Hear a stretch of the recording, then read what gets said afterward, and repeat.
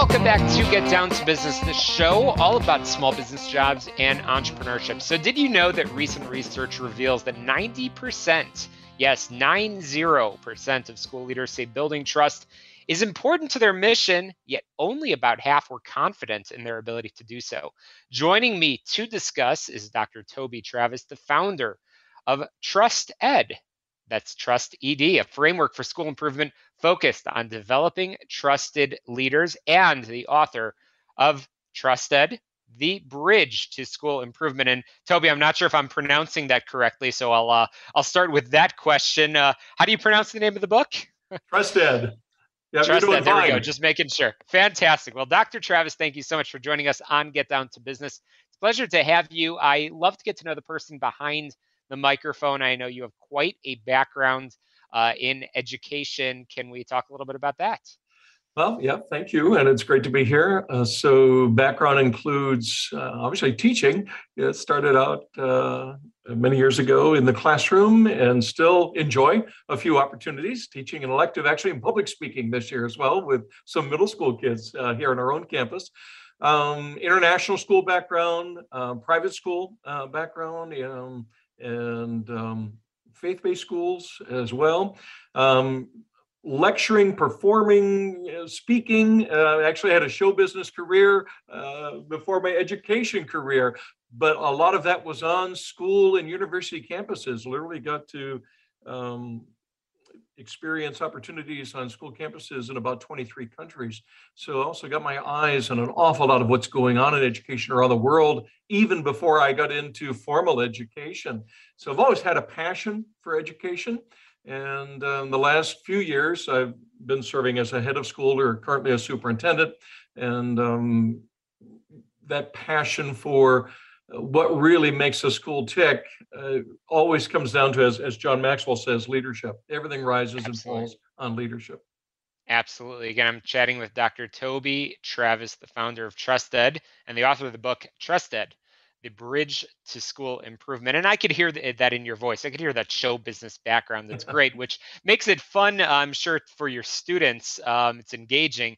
But that is a perfect segue because in your book, I know you talk a lot about the trust in school leaders, which has a proven direct result in higher levels of student achievement. So how did you get to that point in the studies, and how do you, I guess, how do you overcome that greatest inhibitor to school improvement? Well, it has to be intentional. And here, you already cited in the opening some very significant and somewhat disturbing that if you continue that train of observation about trust and leaders, what you find is, yes, about 50% feel like they're not doing it. Well, the percentage that are actually intentionally creating professional development plans and strategies to address how to increase their levels of trust is in the single digits. So even though we recognize the problem, we know it's key, the percentage of those who are actually intentionally attempting to do something about it is even much, much smaller. Absolutely. And I know in your experience, as you said, as a school administrator, you've seen a lot. And I know in the book you argue for an organizational restructuring that's required. So simple question, but pretty substantial implications. What organizational restructuring is needed in schools to support the great success, frankly, for both teachers and for students? Well, it goes back to something that used to be referred to as span of control theory. I like to talk about span of influence. If you look at how traditional schools are organized, it sets principals and administrators up for failure. And I think about when I was a high school principal, I had 46 direct reports. Think about that. How well can I support 46 individuals? I can't. And span of control theory talks about, and it varies on the industry, but generally you can support well about a half a dozen people. So the point on the restructuring is we've got to disperse leadership. We've got to get decision making down to the closest level to the action as possible.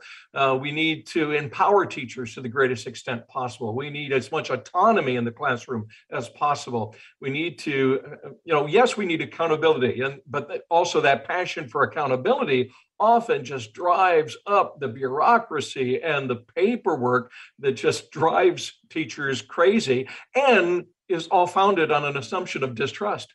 We don't trust you to do the right thing, so we've got all these things in place to hold you accountable. It's an ugly recipe. Absolutely. And in a moment, we're going to have to squeeze in a very quick commercial break. But before we cut to that break, I'm curious if you can point to a success, an example that you've seen that's worked well, whether it's with a teacher, a student, or an administrator, or even a community member.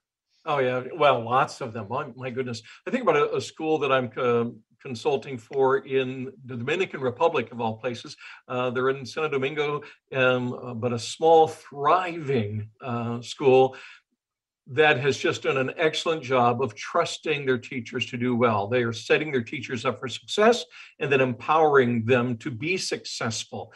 And again, there's so much we can talk about, but in a limited time, but it's this idea that, okay, when you're making policies, who gets to voice about what those policies look like before they're enacted? Well, that should be the teachers, because they're the ones that have to live it out. So, again, as far as this restructuring, we need to get away from kind of this autocratic method of running schools to, no, it's run by teams of passionate educators. They're all there because most of them there because they love kids, they love education.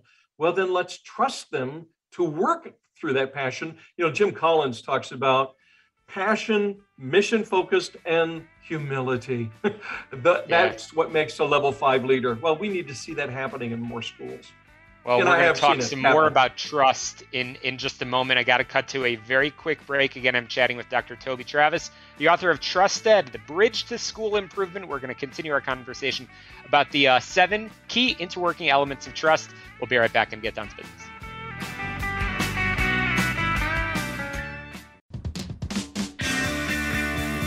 Welcome back. Continuing our conversation about Trusted, a framework for school improvement focused on developing trusted leaders. And I'm joined by the founder, Dr. Toby Travis, very experienced educator and administrator. And we've been talking about how trust in school leaders results in higher levels of student achievement. And that's the most important statistic. But Toby, again, welcome back. And as promised, I know in your book, Trusted, The Bridge to School Improvement, you talk about 7 elements. Can you very briefly tell us what those are? Well, we use the analogy of a suspension bridge to talk about the components of trust that all have to be in place. Trust is very fragile and it's complex. When we use that short little word trust, we're really talking about a lot of different things. And so as we've sought to figure out, okay, how do we assess it? How do we intentionally develop plans to improve it? We have to basically look at these components and how they work in interconnected ways. So very quickly, just like a suspension bridge, first of all, there's a foundation. Well, in leadership here, what we're talking about are our values, our beliefs. There's a substructure. This is the ability in a bridge, it supports and connects everything to the foundation. Well, in leadership, it's supporting and connecting everything to our values and our beliefs. Are we consistent in who we say we are? In a bridge, they have the bearings. These are the movable parts of a suspension bridge. So they're flexing constantly based on the payload that's going across the bridge or the weather or the environment. Well, for leadership, that's the idea of our ability to be involved. Well, our ability to be flexible comes from our level of involvement. We can't be flexible as leaders if we're distant. We need to be engaged in the actual work of whatever the organization is that we're leading. A bridge has girders, or those beams that run along underneath the deck. And here what you find when you look at a bridge's construction, every bridge is different. So here we're talking about contextualization, the ability of leadership to contextualize and adapt. We often talk about best practice in education, but as it's been said, best practice must always be contextualized. What we've learned is literally every school campus is unique. This is why even district-wide decisions often fail for schools because it looks different literally on every campus. So trusted leaders They know how to be the girders of the bridge, to contextualize and adapt. The superstructure of a bridge, the most visible element that you see from miles away in some cases. When in leadership, what we're talking about is intentional culture, relationships. That's the superstructure that holds it, together. It's the most visible element of the bridge and of our leadership. And then the deck of a bridge. You want the deck of a bridge to be simple. It needs to be very obvious what lane I need to be in and where I'm going. Well, here in leadership, we talk a lot about just the skill sets of being orderly, providing clarity of direction. And that's the deck of leadership. And then holding this all together are the suspension cables, right? And here, what we're looking at and talking about are leadership best practices. And what does that look like as we seek to counterbalance and hold all of this together? We need competent leaders. They can't just have great values and beliefs. They actually have to be good at what they're doing. You might have great confidence in someone's, again, ability to be flexible, but if they're not competent in their skill set as an administrator or as an educator in the school world, you're not going to trust them. They might be great at relationships, but if they don't know curriculum, instruction, and assessment, they don't know the nuts and bolts of the bridge they're trying to build. So those are the elements of how we assess leadership in school leadership and how we intentionally develop plans for improvement around that. Well, I have a feeling that the most frequently uttered word in the Travis home is trust, and that's why you are the founder of Trusted, the framework for school improvement focused on developing trusted leaders. The new book, Trusted, the bridge to school improvement, and those 7 elements, obviously all leading to that bridge piece, is certainly very, very appropriate. Toby, real quick, can you share the website where people can find the book? Right, for the book, it's just trustedbook.info. And you can also go to trustedschool.org. And of course, the book's available on Amazon. Fantastic. Well, that's a wrap for us here on Get Down to Business, the show all about small business jobs and entrepreneurship. Get on my website, shalomklein.com. To success, let's get down to business. We'll talk to you next week on Sunday at 6 p.m. right here on 856 The Answer.